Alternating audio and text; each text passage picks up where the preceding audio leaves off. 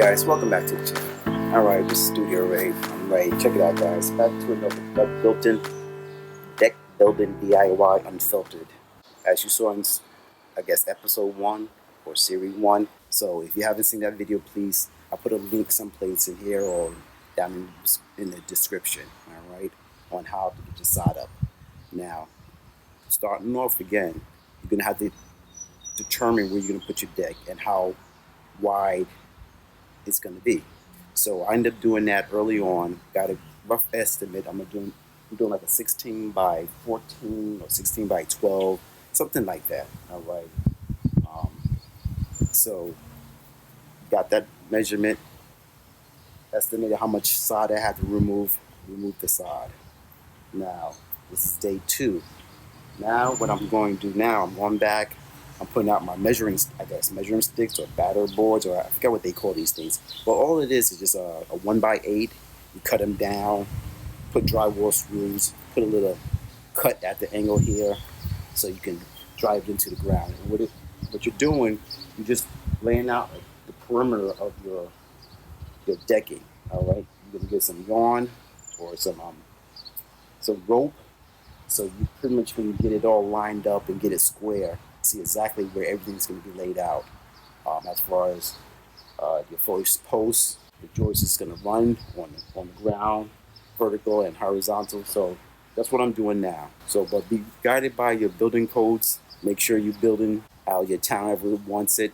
So in my case, I have to be at least about 3 feet off the property line, which I end up putting some stakes out there to indicate that. So just give me a rough estimate on how far off I have to be off the property line. So just be guided by that. Make sure you check on that. So now I'm just going to be putting these things in and putting up my string and getting my proper angles so I can determine where my block's going to be. Stay with me. Thanks for joining me. If it's your first time here, please consider hitting that subscription button, the like button, and in my policy I said hit all the damn buttons, all right? This will be unfiltered. It's going to be kind of rough. One-man show here. And I hope you enjoy it. All right, any questions, any comments, hit me below, all right? I definitely will get back to you. And let's just get into the damn video, all right? Enough of me talking, all right?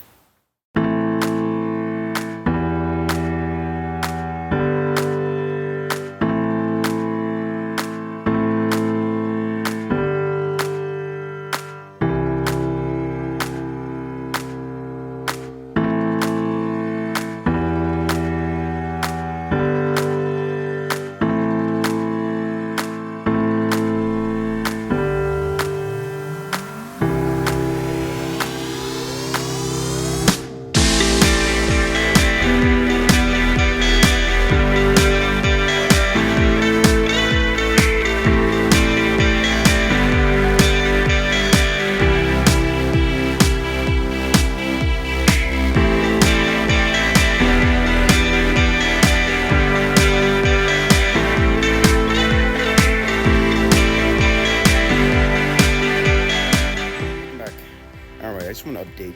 All right, I'm continuing to dig my trench right over there.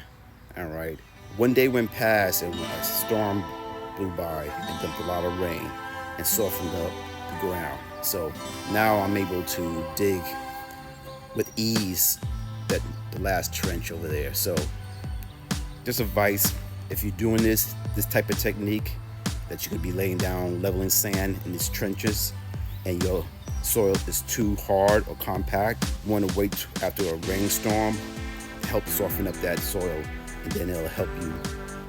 It's easier to dig up. All right, so that's just a quick tip for you guys out there who decide to take on a project like this. And also, in my situation, I'm building the deck pretty much near my fence line here, okay? What you're gonna have to be dealing with is roots. Now, if you look up here, I got several trees in back of my yard on the opposite side of my property line that belongs to the neighbors back there. These big trees, their roots are not going straight down. They're going down and spreading just under the soil. So you are gonna be dealing with a lot of roots, all right, to get this trench. Just to go down 2 inches, there's a lot of roots I have to deal with. Make sure you have a saw. In my case, I'm using my Milwaukee Sawzall with a blade here to help you to get these roots. And as you can see, I'm just trying to go down a few inches, and I'm dealing with some massive roots that I have to get rid of. All right, so having this tool on hand to help you with that is ideal. So that's all I wanted to tell you. All right, again, this is unfiltered. This is exactly what you have to deal with when you want to build your own floating deck. All right, these are the type of issues you have to deal with. So, and this is taking, and I'm a one-man band, so therefore it's taking me a couple of days to get this done. If you got a crew, all right, of course you'll get through it much quicker than I can. But again, enough of me rambling. I just want to give that tip to you guys. Happy Memorial Days. Thank you for everybody out there, first responders, nurses, doctors, and my military. Thank you for your service. I really appreciate it. All right, guys, be out there, be safe.